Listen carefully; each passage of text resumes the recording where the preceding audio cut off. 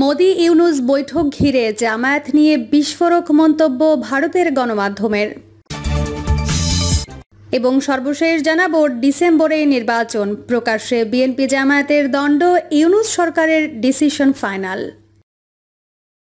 এতক্ষণ শুনছিলেন সংবাদ শিরোনাম, এবার বিস্তারিত। মোদি ইউনূস বৈঠক ঘিরে জামায়াত নিয়ে বিস্ফোরক মন্তব্য ভারতের গণমাধ্যমের।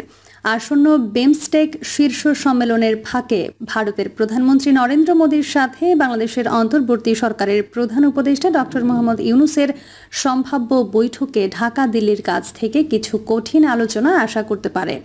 এপ্রিলে ভারতের প্রধানমন্ত্রী নরেন্দ্র মোদী এবং বাংলাদেশের প্রধান উপদেষ্টা ডক্টর মোহাম্মদ ইউনূসের মধ্যে একটি বৈঠক হতে পারে বলে জানিয়েছে ভারতের গণমাধ্যম অর্গানাইজার। গেল মঙ্গলবার প্রকাশিত এক সংবাদে এ কথা বলে গণমাধ্যমটির প্রতিবেদনে বলা হয়, যদিও এটি দ্বিপাক্ষিক নিশ্চিত করা হয়নি, তবে প্রধানমন্ত্রী মোদী এবং প্রফেসর ডক্টর মোহাম্মদ ইউনূস সম্ভবত বে of Bengal initiative for multi sectoral technical and economic অপারেশনের সাইড লাইনে দেখা করবেন। থাইল্যান্ডে অনুষ্ঠিতব্য বৈঠকটি 3 থেকে 4 এপ্রিল অনুষ্ঠিত হবে। মোদি ইউনূসের বৈঠকের দিকে সবার নজর। দুপক্ষই সাইড লাইনে বৈঠক করছে ধারণা করা হচ্ছে, তবে এখন পর্যন্ত কিছুই নিশ্চিত করা যায়নি, একজন কর্মকর্তা অর্গানাইজারকে বলেছেন। মূল শীর্ষ সম্মেলনটি 4 এপ্রিল অনুষ্ঠিত হবে এবং দুপক্ষের মধ্যে 3 এপ্রিল বৈঠকের সর্বোচ্চ সম্ভাবনা রয়েছে। যদি বৈঠকটি হয় তাহলে শেখ হাসিনাকে ক্ষমতাচ্যুত করার পর এটাই হবে দুই নেতার মধ্যে প্রথম আলাপ। প্রধানমন্ত্রী মোদীর আগে গত বছরের 3 থেকে 4 সেপ্টেম্বর শীর্ষ সম্মেলনের জন্য থাইল্যান্ডে যাওয়ার কথা ছিল, তবে থাইল্যান্ডের কিছু অভ্যন্তরীণ রাজনৈতিক কারণে তখন বৈঠকটি স্থগিত করা হয়। বাংলাদেশ ভারতের বর্তমান সম্পর্ক বিবেচনায় নিয়ে বৈঠকটি উভয় পক্ষের জন্য একটি গুরুত্বপূর্ণ। যদি বৈঠকটি হয় তাহলে ভারতের প্রধানমন্ত্রী মোদী সম্পর্ক স্বাভাবিক করার উপর জোর দেবেন। মোদী জোর দিয়ে বলবেন, বাংলাদেশের নেতাদের জানাবেন বাংলাদেশের সমস্যার জন্য ভারতকে টার্গেট করা এবং দোষ দেওয়া বন্ধ করা উচিত। হাসিনার পতনের পর থেকে ব্যাপক আস্থার ঘাটতি দেখা দিয়েছে বাংলাদেশ ভারত সম্পর্কে।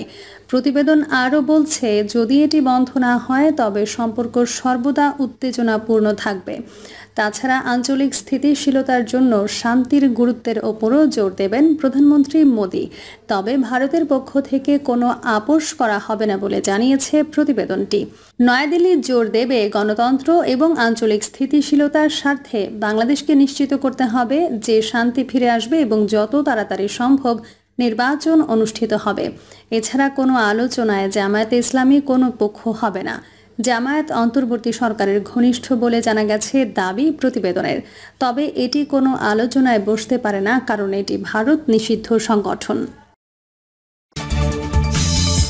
ডিসেম্বরেই নির্বাচন, প্রকাশ্যে বিএনপি জামায়াতের দণ্ড, ইউনূস সরকারের ডিসিশন ফাইনাল। 2025 সালের ফেব্রুয়ারি মাস বেশ কিছু গুরুত্বপূর্ণ ঘটনায় পরিপূর্ণ। 27 তারিখে অনুষ্ঠিত বিএনপির বর্ধিত সভায় সাবেক প্রধানমন্ত্রী বেগম খালেদা জিয়া এবং পার্টির ভারপ্রাপ্ত চেয়ারম্যান তারেক রহমানের দিক নির্দেশনামূলক ভাষণ, তার আগে 25 তারিখে সেনাপ্রধানের বক্তব্য এবং সর্বশেষ 28 তারিখে নতুন রাজনৈতিক দলের অভ্যুদয়, এই কটি ঘটনা আলোড়ন সৃষ্টি করেছে।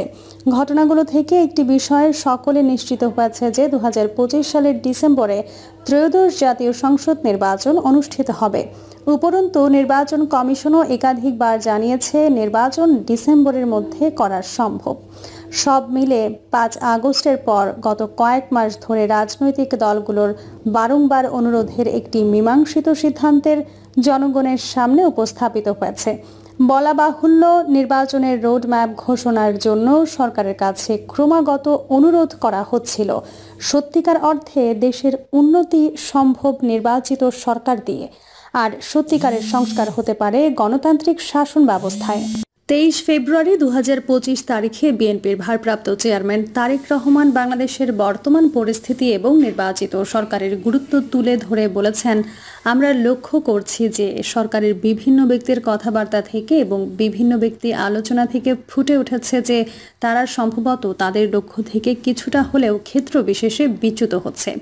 আর বিভিন্ন ব্যক্তির বিবৃতিতে বিভিন্ন রকমের বিভ্রান্তি তৈরি হচ্ছে, মানুষ বিভিন্নভাবে কনফিউজড হচ্ছে।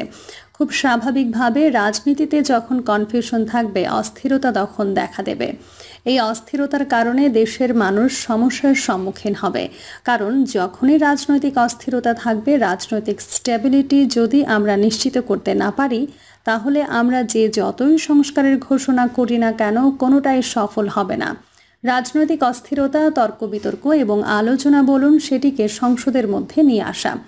সংসদই হচ্ছে সবচেয়ে বড় ও মূল জায়গা, সেখানে রাজনৈতিক বিষয়ে আলোচনা ও সিদ্ধান্ত যাই হোক না কেন, সেটি সংসদের মধ্যে হয়ে থাকে।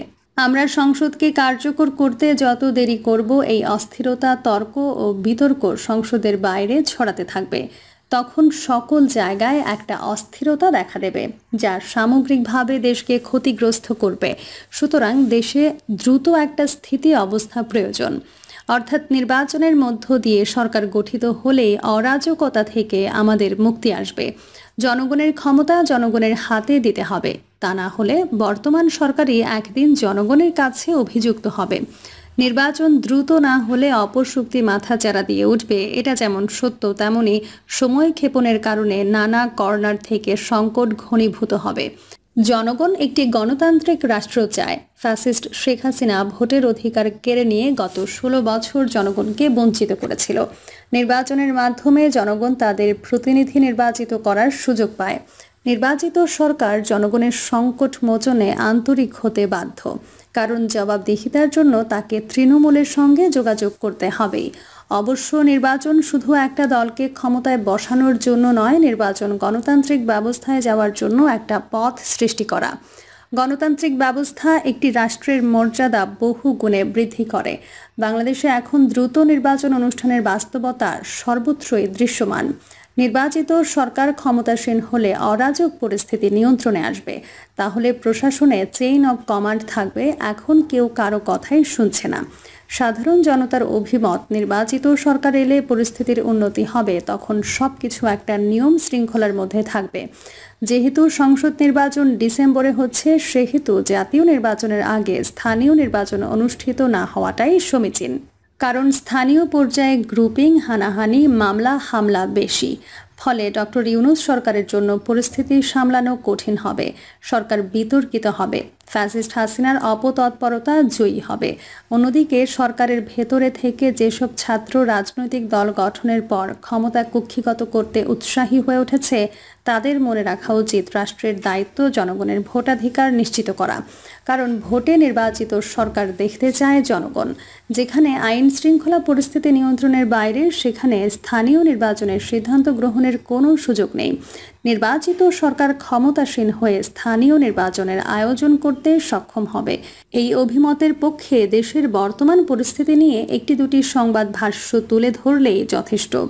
2. নির্বাচন অনিবার্য, এই বাস্তবতা এখন সর্বস্তরে উচ্চকিত। কেউ কারো কথা শুনছে না। ভোট হলে ভালো শীর্ষক সংবাদ প্রতিবেদনে গাজীপুর, মুন্সিগঞ্জ, নারায়ণগঞ্জ, মানিকগঞ্জ, এই 4টি জেলার বিভিন্ন উপজেলা, গ্রাম এবং শহর সরেজমিন ঘুরে নানা শ্রেণী পেশার মানুষের নানামুখী প্রতিক্রিয়া অনুসারে দ্রুত নির্বাচনের পক্ষে মতামত পাওয়া গেছে। বেশিরভাগ মানুষের মত, যত দ্রুত সম্ভব নির্বাচন হবে, তত পরিস্থিতির উন্নতি হতে পারে। রাজনৈতিক সরকার হলে পরিস্থিতির উন্নতি হতে পারে, এমনটা মনে করেছেন বিভিন্ন শ্রেণী পেশার মানুষ। আইন শৃঙ্খলা পরিস্থিতি, পুলিশ প্রশাসন সহ সরকারের নানা খাতে বিশৃঙ্খলার কারণে মানুষের মাঝে হতাশার চিত্র দেখা গেছে। মানুষ বলছে কোথাও কারো নিয়ন্ত্রণ আছে বলে মনে হচ্ছে না, কেউ কারো কথা শুনছে না। এজন্যই গত কয়েক মাস যাবৎ দ্রুত প্রয়োজনীয় সংস্কার সম্পন্ন করে ত্রয়োদশ সংসদ নির্বাচন অনুষ্ঠানের তাগাদা দিয়েছেন বিএনপির ভারপ্রাপ্ত চেয়ারম্যান তারেক রহমান সহ সিনিয়র নেতৃবৃন্দ। এর কারণ হলো ডক্টর ইউনূস সরকারের 6 মাস অতিবাহিত হয়েছে এবং সামাজিক জীবনের নানা কর্নার থেকে অস্থিরতা দৃশ্যমান হচ্ছে। রাজনৈতিক ও অর্থনৈতিক সংকট ঘনীভূত হয়েছে। ফলে বড় রাজনৈতিক দলগুলো দ্রুত সংস্কার এবং দ্রুত নির্বাচনের তাগাদা দিচ্ছে অনবরত। বিএনপির ভারপ্রাপ্ত চেয়ারম্যান তারেক রহমান গত 17 ফেব্রুয়ারি 2025 তারিখে বলেছেন, নির্বাচন যত দেরি হবে দেশের সমস্যা তত বাড়বে। তার মতে, দেশ পরিচালনার দায়িত্ব জনগণ ঠিক করবে, তারা কাদের দেবে। কাজের এই বিষয়ে যত দেরি হবে, আমরা মনে করি, বিভিন্নভাবে ধারণা করি, তাতে করে সমস্যা বাড়বে বই কমবে না। আড়াই বছর আগে বিএনপির দেওয়া ৩১ দফার সংস্কার প্রস্তাবের কথা তুলে ধরে তারেক রহমান আরও বলেছেন, ৩১ দফার মূল কথা হচ্ছে বৈষম্যহীন একটি গণতান্ত্রিক বাংলাদেশ, যে বাংলাদেশে মানুষের রাজনৈতিক অধিকার থাকবে, অর্থনৈতিক স্বাধীনতা থাকবে। বর্তমান অবস্থা থেকে উত্তরণে একটি জনগণের প্রতিনিধিত্বশীল সরকার প্রতিষ্ঠার কোনো বিকল্প নেই বলে মনে করেন তারেক রহমান। তার মতে এদেশের মূল মালিক বাংলাদেশের জনগণ, কাজেই বাংলাদেশের জনগণের সেই অধিকার আছে এই দেশ নিয়ে কি হবে না হবে এই সিদ্ধান্ত নেওয়ার।